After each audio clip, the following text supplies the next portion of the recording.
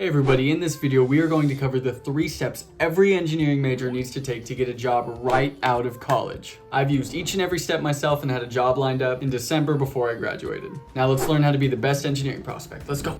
Alright, so the first thing I want to talk about is doing quality work. I know you want some super easy way to get that high-paying, awesome job, but I'll let you in on a little secret. It doesn't work like that. There is no way of faking it. You have to be a quality prospect and do good work to achieve a good career in engineering. And so I'm going to tell you now exactly how you will do good work. Let's get into it. So the first thing you're going to need to do is identify what type of job you want, look at some job postings for that job, and identify the typical qualities or characteristics of the perfect application in that case. And so once you've outlined what job you want with specific job postings, from there you can outline exactly what projects or clubs or classes you need to take. And here are the absolute best things that you want to do once you figure that out. So the most important thing you can do is joining a club. Say you want to be a robotics engineer, join the robotics club. If you want to work in aerospace, join the CubeSat satellite club. Whatever it is, join a club. These look absolutely great on your resume, and especially if you get a place of leadership in this club, oh, the interviewers are going to love you. And so the other most important thing you can do is side projects. Just like clubs, this shows you go above and beyond what the average student does and have a genuine interest in your field of engineering. This is also a great way to figure out if you truly do like the type of engineering that you want to get into. There's tons of ideas online. I can give you ideas if you want. Leave a comment down below if you're having trouble figuring out one, and we'll get you started on a project right away.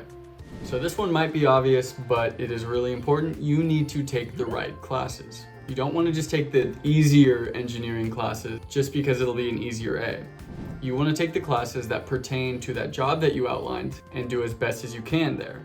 At the end of the day, the goal of your degree is to prepare you for what you want to do after college. For most people, this is getting a job. So if there's a class that directly pertains to the career you want, but it's really hard, so you're debating whether or not you should take it, you really should just bite the bullet and take that class. I promise it'll pay off. And another way to do good work in college is to talk to your professors, not just during normal class hours like everyone else, but go up to them and see if they need any help with research or any projects they're working on. A lot of the times this will lead you to a quality professional relationship, and they could even refer you to a job later on. I also want to note this is extremely important to do in your most imperative classes. For example, if I wanted to be an embedded systems engineer, when I'm in my embedded systems design class, I want to be very close with that professor and ask them if they need any help, if they're doing some research, to look into buying some hardware for you, whatever it is. You get the inside knowledge by providing help to that professor. And later on down the line when you graduate, they could even hook you up with a job. Also, they could hire you during the school year or summer and you'd have relative experience. So always make sure to be talking with your professors. And so the last part of doing good work that I want to talk about is when you look at your job description that you identified in the beginning,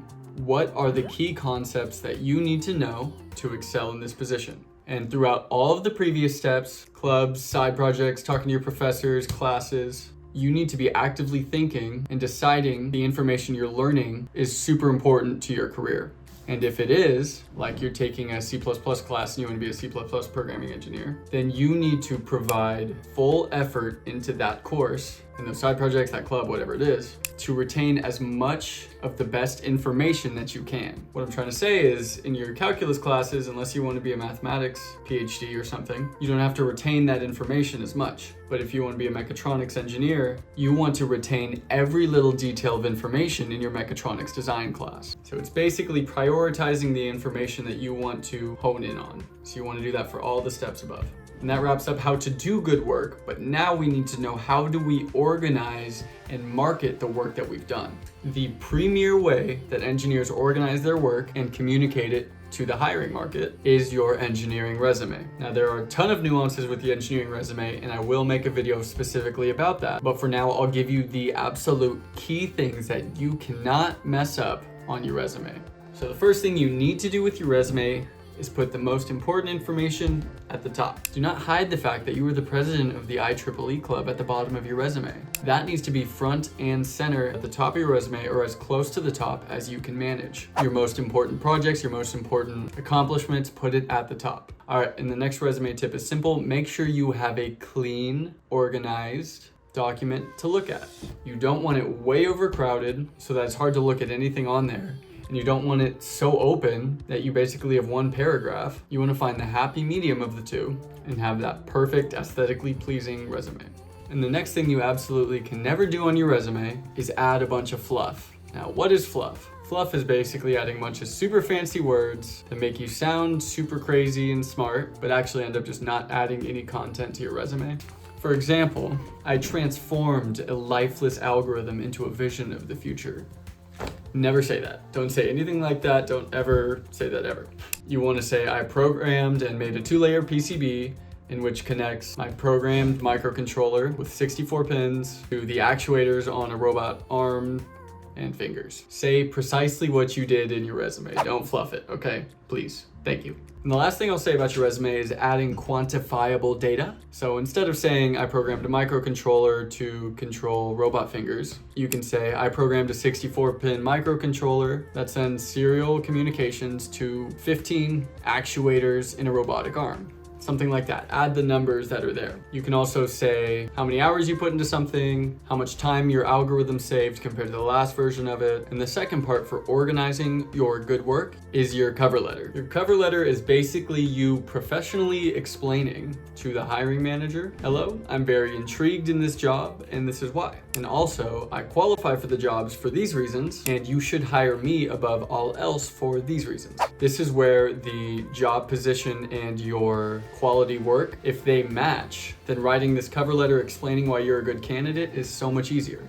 And that's what you want at the end of the day. If you really want to go ham on this cover letter, research a little deeper into the company, figure out what they're working on, and explain how you would positively impact this part of their company. This shows that you care deeply about the company and their progress, and again, that you go the extra mile to do the extra research, which all hiring managers love. And the final piece of organizing yourself is your online portfolio. I cannot understate how important this is for me, and it was for my job search. This is just yet another way to put yourself above the rest of the competition, but to me, it's a little bit more than that. See, with a resume or a cover letter, you're constrained to one page. That's another thing for resume. Do not make it more than one page long, please. But with your resume and your cover letter, you're constrained to like one page. You have maybe 250 characters to talk about this one accomplishment you had, and maybe you did a lot more, or maybe your message is better conveyed with a picture or video. With your online portfolio, you can add pictures, you can add videos, you have all the space you want, and Google Sites makes it extremely easy to make the portfolio that best represents you. This isn't an ad or anything. Google Sites is completely free. It's basically like setting up a Google Calendar or Gmail. It is super easy and a fantastic way to stand out when you're trying to get your first engineering job. I'll throw my personal website from when I was a senior in college, and I promise an online portfolio is a great way to achieve that. But remember, you don't want your online portfolio to be messy and crazy, just like your resume. You want it nice, clean, and concise to get your message across perfectly. And you can copy this 100%. I don't care. I'll leave it down in the description below. I just want you to be the best possible prospect that you can be. Which wraps up organizing yourself, which leads us right into the third and final step of this video and you achieving your dream job right out of college. And that is putting yourself out there and getting into the social side of it. So in all honesty, engineering is a social profession. The vast majority of engineers in this world have to communicate in one way or another. You have to communicate to your program managers who might not necessarily know much about engineering. You have to communicate to your team members to try and figure out problems that you both don't understand. But also, the more people you know, the more chance you have for someone to refer you for a job. So maybe you'll have to take public speaking classes, maybe you'll learn by talking to strangers. Whatever it is, you need to be more comfortable with talking to people. If you're already comfortable, great. Talk to your professors, talk to your peers, and start networking. Add them to your LinkedIn. It is never too early to start a LinkedIn and to get connected with your peers. And one really important aspect of the social game here is going to career fairs. You could have zero experience out of everything we've talked about in this video so far. No clubs, no projects, no specific classes, nothing. But by going to that career fair, even if you're a freshman in your first term, you can start meeting representatives of different companies, getting to understand their companies, ask them what they're looking for in a prospect, and start building that relationship. Maybe the second, third, or fourth year, you've been coming back so many years to the same company, and now you have that relationship, so they'll hire you for an internship or maybe even full-time right out of college. You truly never know what's possible when getting to know people. It's a great tool for life, it's a great tool for engineering, and so that wraps up the 3 things every engineering student needs to do to get a job right out of college. I hope you liked it. I've used all of these myself, and I hope you can use them to your success too. Check out the channel for more tips like this, and happy engineering, everybody.